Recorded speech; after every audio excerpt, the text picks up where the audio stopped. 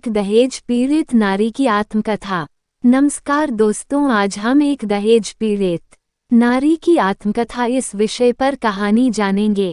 कई दिनों से देख रही हूँ कि जब मैं इन बच्चों को पढ़ाने आती हूँ तब आप उत्सुकता से मेरी ओर देखने लगते हैं। शायद आप सोचते हैं कि ये तो किसी अच्छे घर की युवती लगती है, फिर किसी के घर आकर बच्चों को पढ़ाने का काम क्यों करती है।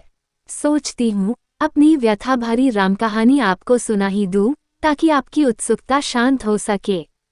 मेरा जन्म बिहार राज्य के रोहतास जिले के एक छोटे से गांव में हुआ था। मेरे पिताजी एक प्राथमिक पाठशाला में शिक्षक थे। माता धार्मिक विचारों वाली सीधी सादी महिला थीं। 3 पुत्रों के बाद मेरा जन्म हुआ था, इसलिए मुझे माता पिता का बहुत लाड़ प्यार मिला।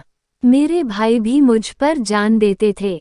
घर में खाने पीने की कोई कमी नहीं थी।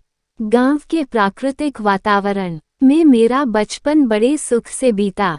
जब मैं कुछ बड़ी हुई तो पिताजी ने मुझे गांव की पाठशाला में भेजना शुरू किया। मैं पढ़ने लिखने में होशियार थी और सभी शिक्षक मुझसे खुश रहते थे। मेरे पिताजी थे तो साधारण शिक्षक ही, किंतु उनके विचार बहुत उदार थे। उन्होंने हर प्रकार से मेरी मिश्रा में सहायता की और मैंने अच्छे अंकों से हाई स्कूल की परीक्षा उत्तीर्ण कर ला। आगे की शिक्षा के लिए किसी शहर में जाना पड़ता था। मेरे चाचाजी पटना के एक कॉलेज में प्राध्यापक थे। पिताजी की इच्छा थी कि मैं उनके घर रहकर आगे की पढ़ाई करूं, किंतु माता जी को ये पसंद नहीं था। नतीजा ये हा कि मेरी शिक्षा वहीं रुक गई। अब पिताजी के सामने मेरे विवाह की समस्या आई। मेरे योग्य वर की खोज में पिताजी ने जमीन आसमान एक कर दिया। उनकी परेशानी देखकर मैं अपने आप को कोसती थी, पर कुछ कह ना पाती थी। आखिर उन्होंने मेरे लिए योग्य वर खोज ही लिया। वर महोदय B.A. पास थे और वाराणसी के बिक्रीकर कार्यालय में नौकरी करते थे। उनके पिताजी समीप के गांव के एक संपन्न किसान थे। घर में किसी प्रकार का कोई अभाव नहीं था। एक दिन मेरे घर के दरवाजे पर बारात आई और धूमधाम से मेरा विवाह हो गया। मेरे पिताजी थे तो साधारण शिक्षक ही, फिर भी उन्होंने दहेज में काफी सामान दिया।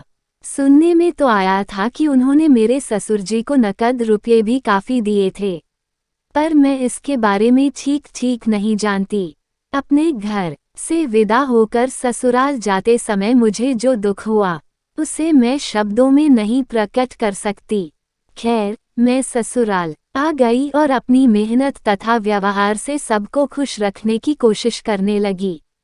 पर विधाता की कुछ और ही इच्छा थी। जल्दी ही मेरी सास, नंदे और पतिदेव खुद मुझे तरह तरह से कष्ट देने लगे। तानों की बौछार तो होती ही थी, कभी कभी मारपीट भी होने लगी। एक दिन तो सास जी ने गर्म चिमटे से मेरे शरीर पर जगह जगह दाग भी दिया। कारण एक ही था, वे चाहते थे कि मैं अपने मायके से रंगीन टेलीविज़न और मोटरसाइकिल लाकर उनकी प्रतिष्ठा बढ़ाऊं।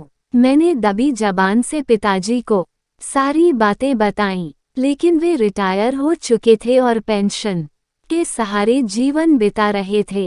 वे केवल आश्वासन देते रहे, किसी प्रकार की आर्थिक मदद नहीं कर सके। मैं भी उनकी विवशता समझकर चुप रही। एक रात जब सब लोग खा पीकर सोने की तैयारी करने लगे तो मैंने पास के कमरे में कुछ कानाफूसी सुनी। कान लगाकर सुना तो कांप उठी। मेरी सास और नंदे मेरे पति पर दबाव डाल रही थीं कि मिट्टी का तेल डालकर मुझे जला दिया जाए। वे मुझे हमेशा के लिए रास्ते से हटा देना चाहती थीं ताकि उनके बेटे की दूसरी शादी हो और उन्हें मुंह मांगा दहेज मिले। बस उसी रात बम फटने के पहले ही मैं उस नरक कुंड से भाग निकली और जगह जगह ठोकरें खाती हुई इस शहर में आ पहुंची हूँ। यहाँ आप जैसे उदार लोगों की कृपा से 2-4 घरों में बच्चों को पढ़ाने का काम मिल गया है। इन्हीं ट्यूशनों के सहारे जिंदगी के बाकी दिन बिता देने का इरादा है।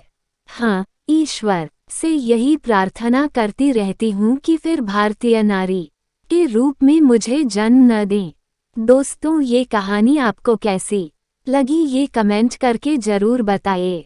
अगर अच्छी लगी है तो कमेंट करना, शेयर करना और प्लीज़ ज़्यादा से ज़्यादा मेरे चैनल को सब्सक्राइब करना। धन्यवाद। जय हिंद।